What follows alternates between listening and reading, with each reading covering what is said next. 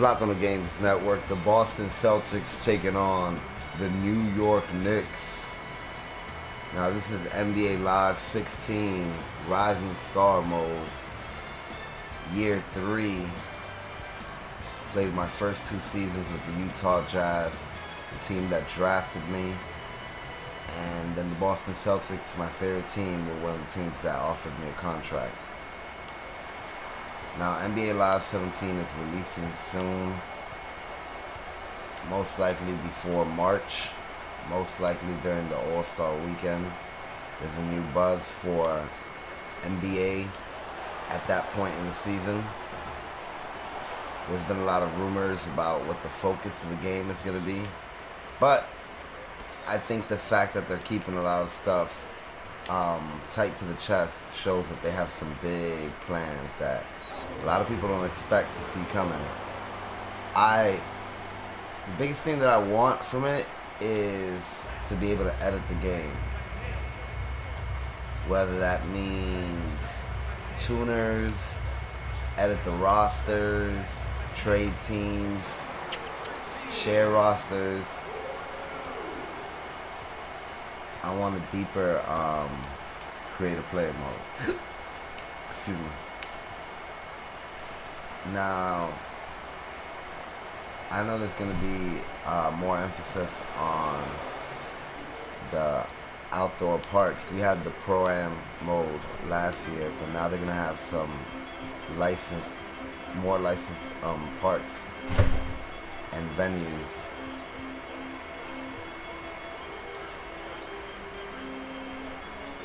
I hope they have a VR feature, like a legit on-court VR.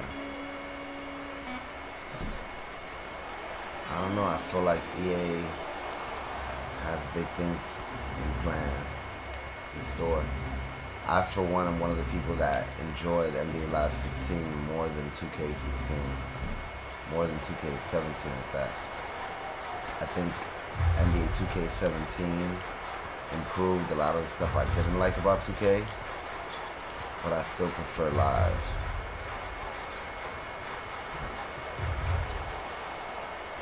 That's why I knew this year that I wasn't going to get 2K. Oh, I thought that was good. At first I was planning to get 2K17 to hold me off until Live, but I ended up just playing Live 16 to hold me off. I still think this game, for the most part, looks and plays better than 2K, and this came out last year. You just feel like you have more direct control. There's been many times in 2K over the last couple of years that I'm rushing towards the basket and my player gets stuck in some kind of animation that I didn't want him to get stuck into. And he'll drop the ball or do some shit that I had nothing to do with. In Live, I never feel cheated when I lose. I feel like when I lose, it was my fault. I didn't make the necessary plays.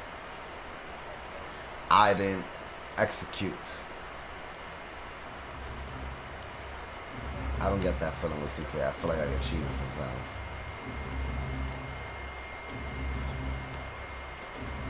Come on, give it back to me. Fade away. Oh, too much. Good rebound. Good putback. I currently have a 2-game winning streak. I'm having a bad season. I'm trying to salvage it. But yeah, NBA Live, they've decided not to release anything because they want to keep everything under wraps. I wouldn't be surprised if 2K has some spies just because I think they're getting a little nervous. People generally liked 2K17 less than any other 2K in recent years. I think they're kind of catching on. It's kind of like the way people have started to abandon Call of Duty. People are starting to catch on that The same engine just keeps getting tweaked and tuned up.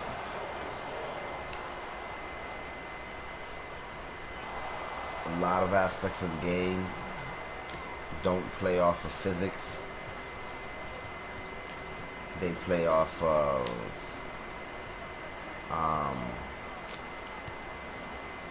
triggers and like if you bump into somebody, certain things automatically trigger. In live, I could shadow my defense. I could shadow my opponent on defense in a pretty smooth way, a responsive way. Let's check out this fast break. It looked pretty smooth. Now, a lot of people don't know that NBA Live 16 has been updated in little ways throughout all of 2016. If you're familiar with Live and you've played Live these last 2 years, then you know that the developers of EA, developers at EA, they could kind of patch the game up a little bit without releasing a patch. They have this system where the way the game plays is in sync with their servers and with their version. So it only takes a few seconds to download a tuned up version of the game. And there won't be any major patch notes or anything. It'll just update it, and if you're familiar with the game, you'll recognize how it feels different. Sometimes that means more animations, more bounce passes, different shot release. A lot of people say that when Live launched, it was very good, and then they patched it to death. I agree in that during the first 2 months, they kind of broke the game that they had going. But at this state right now, it's definitely where it should be. There's way more animations than when the game launched.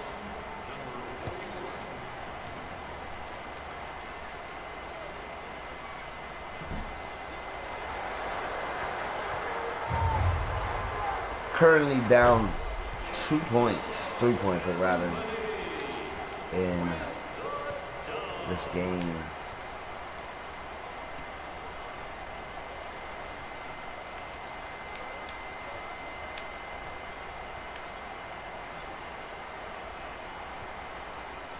Come on.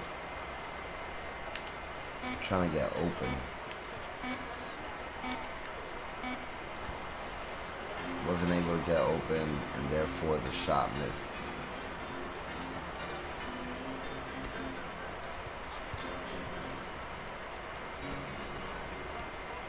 I think if they were planning to abandon NBA Live 17, 8-0 run, if they were planning to abandon NBA Live 17, they would have updated the rosters on Live 16 to keep fans happy.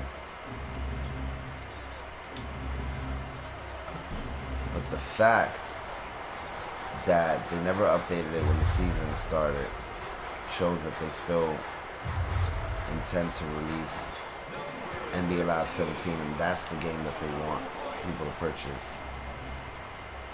Information on the game is supposedly releasing soon.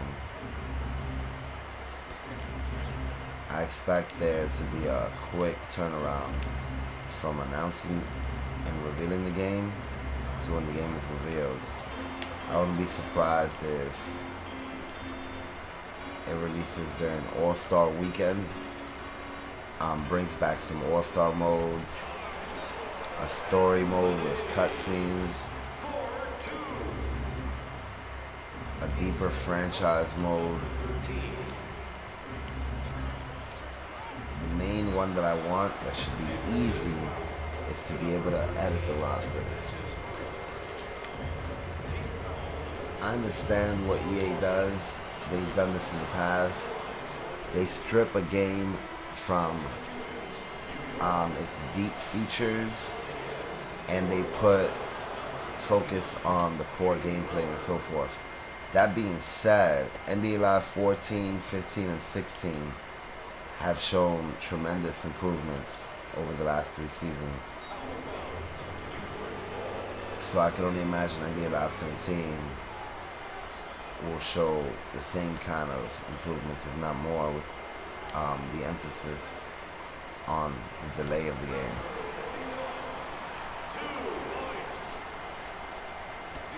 Or the shift time window. Almost made that. Almost blocked. Not enough. So that being said, they've emphasized on gameplay and graphics, and they added the Pro and Live Run mode, which was pretty sick. Woo! But I think now they're gonna add tons of features, tons of content to support the core gameplay. And NBA Live Mobile is an indication of that. NBA Live Mobile released last year for free. If you haven't played NBA Live in years, definitely download it. It's for free. You have nothing to lose. The games are quick. It's addictive. And it gives you an idea of where Live is going to be going. I think there's going to be a bunch of daily challenges and a bunch of features in the mobile version implemented into the console. Oh, a steal right now. Let's go. Take the shot. Too much. Put it back up. Or not. Oh my goodness. A lot of people don't know how to shoot in NBA Live because they're used to the way you shoot in 2K. In 2K, it's almost automatic. The rating is more dominant, and how long you hold the shoot button and the timing of your release. In Live, it's more than just the rating and the shot release. It's also the placement of the player. For example, if you're off dribble, if you don't have a good transition into the shot, that's going to affect your shot a great deal. There's times you might let off the perfect shot and it'll still miss, which is realistic. Sometimes in 2K, God knows what kind of 360 no-scope shots you make from the corner, and they go in every time because you perfected the release.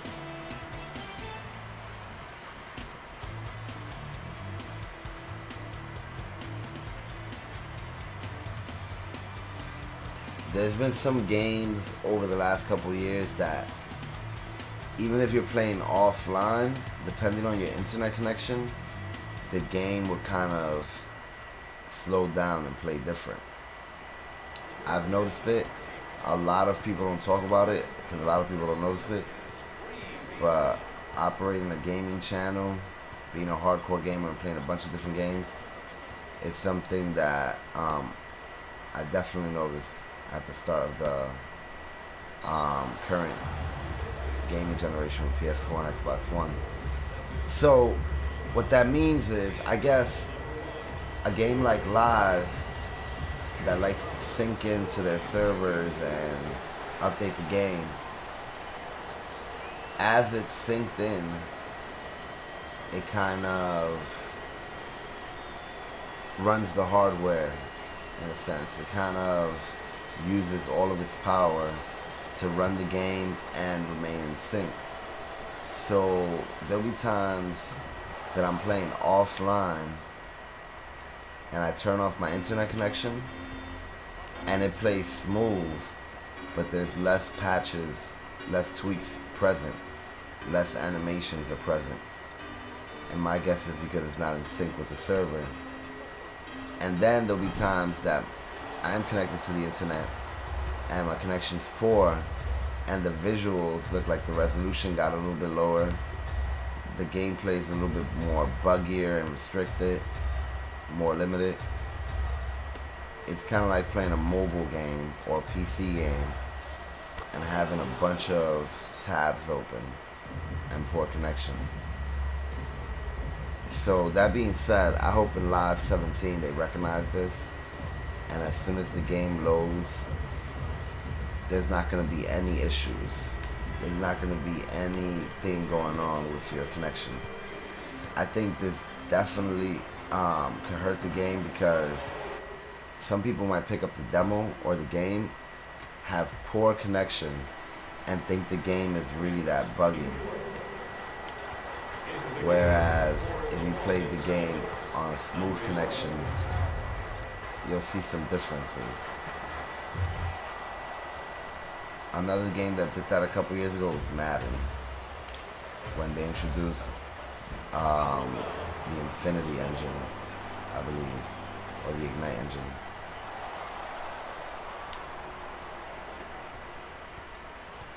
There's rumors that NBA Live 17 will use Battlefield's Frostbite engine.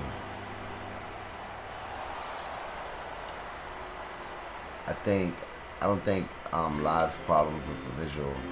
Some people that are used to 2K think that Live's visuals are too cartoony. I think 2K's visuals are very bland.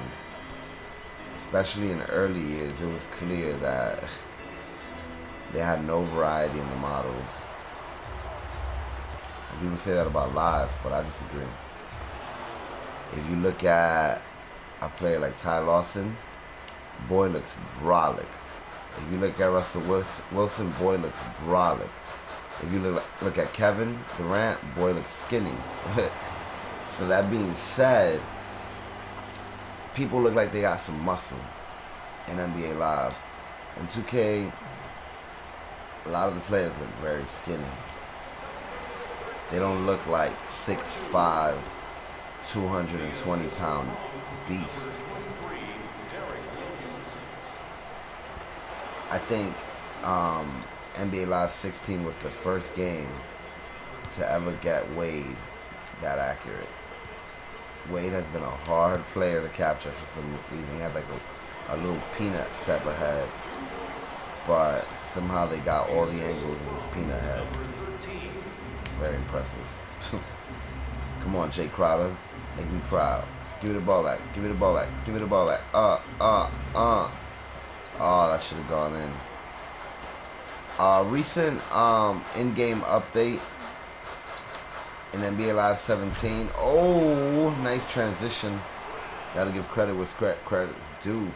So, recent in-game patch, if you want to call it that, put more emphasis on physicality and colliding at the line and missing the shots.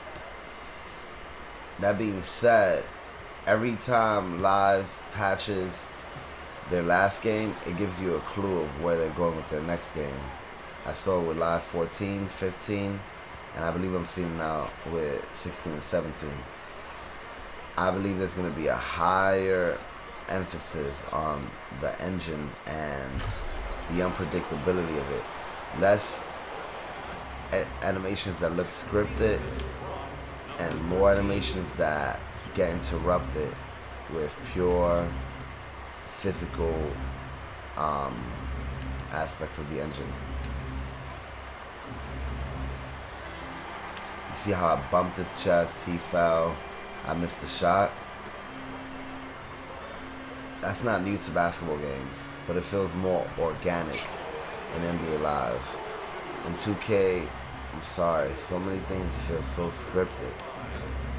I once saw, I was playing 2K14, I believe it was, and Blake Griffin was doing pull-ups on the hoop before the game for what felt like a minute. And I'm just thinking, like, come on, 2K, man. That's a little bit, like, come on. Like, you really have to take time. I get it, you're trying to add to the atmosphere. A lot of people buy into it.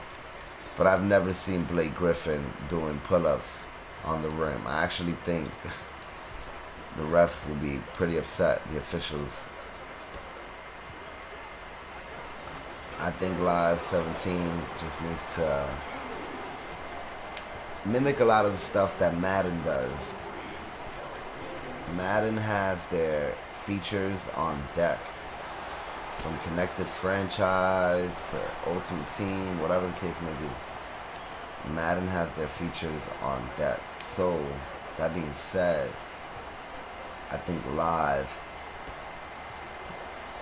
excuse me, live should add a connected career type of mode where you can play as the GM, the coach, and switch between teams. The GM and manage the team, one team or a player, and manage your legacy, your career.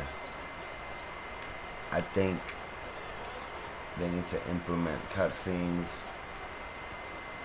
I just know Live's never been one, EA Sports either, to copy the competition.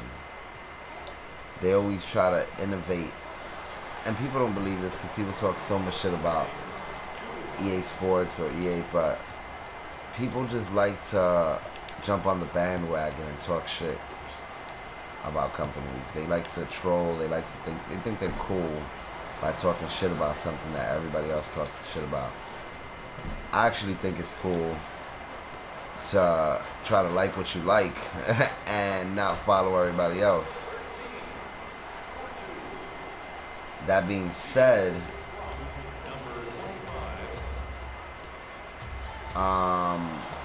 they've always been good with innovating games. Let's look at Madden. Madden 2001 was the first PlayStation 2 Madden. The focus was the graphics. Graphics were incredible, brand new engine. It was stripped of all its features that Madden 2001 for the PlayStation 1 console had. All the features that Madden 2002 had, it was stripped. Now, Madden 2002 for PlayStation 2 was the first Madden that took full power of it wasn't a launch title, it was like launched perfectly basically. Madden 2003 added online and gang tackles. Madden 2004 added playmaker controls. Madden 2005 added the hit stick, excuse me, and a new emphasis on defense. Madden 2006 added the vision cone for quarterback. Madden 2007 improved the running game, added tons of animations and ways to trigger them and so forth. Madden 2008 was the first full next-gen Madden. So the feature, again, it was stripped of features, and the focus was the gameplay, the engine, the atmosphere. In some ways, Madden 2009's graphics took a downgrade as they tuned up the game even more. So Madden 2009 played a little faster, like Madden 04. Then 2011 kept on making the game better. And 2012 was the peak of that engine. By the time 13 came out, they had a new engine, the Infinity engine. And they took full advantage of it. But, well, they didn't take full advantage of it, actually. Features felt stripped again. It was a new start. And the following years, Madden 25, Madden 15, Madden 16, 17, they just kept improving upon the game.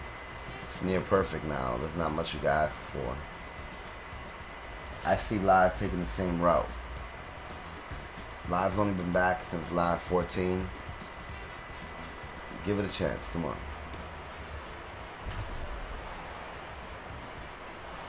If NBA 2K stopped for even a year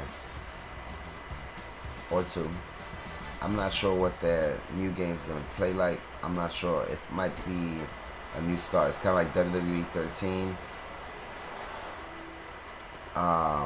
Actually, WWE 12.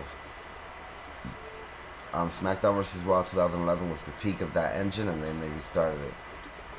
There's a chance that Live is abandoning their Ignite engine. So there's a chance Live 16 was the peak of this engine, and now they're going to upgrade to the Frostbite. every time they change the engine, there's going to be brand new hiccups. It's the start of a new engine, and then they can build upon that. So I don't know. We'll see how this plays out. I just know I'm getting NBA Live 17. The last 2K game I bought was 2K15, and I only bought it for my channel because I was able to get it before it released. So I wanted to put some content out, and I actually enjoyed it. My favorite thing about the 2K series is always going to be the legendary teams. And I always love that aspect. With the exception of Michael Jordan, NBA Live already has most of the most popular legends, from Larry Bird to Magic Johnson, Shaquille O'Neal, young Kobe with the curls. They all can be found in Ultimate Team mode, but now it's time that they implement it into a full mode, some emphasis on the legends. Why not have a mode that's similar to franchise, but you go on gauntlets playing, you pick a team that you like, in my case the 2008 Celtics, or the current Celtics at that, and or the 2010 2013 Heat. Who doesn't want to play with them? I know none of you guys want to play with the Heat. But imagine a mode where it's kind of like NBA Street. You go on a gauntlet and you face the greatest teams of all time. At the end, in the little championship round, you have to dethrone the Chicago Bulls. Ooh. Maybe they should give it, maybe they should stack the teams based off their legacy. For example, the Celtics would be the last team, and that Celtics team would feature Paul Pierce, Larry Bird, Ray Allen, Kevin Garnett, amongst others. Second team will be the Lakers, featuring Magic Johnson, Kobe Bryant, Shaquille O'Neal. Have the Spurs up there, the Bulls.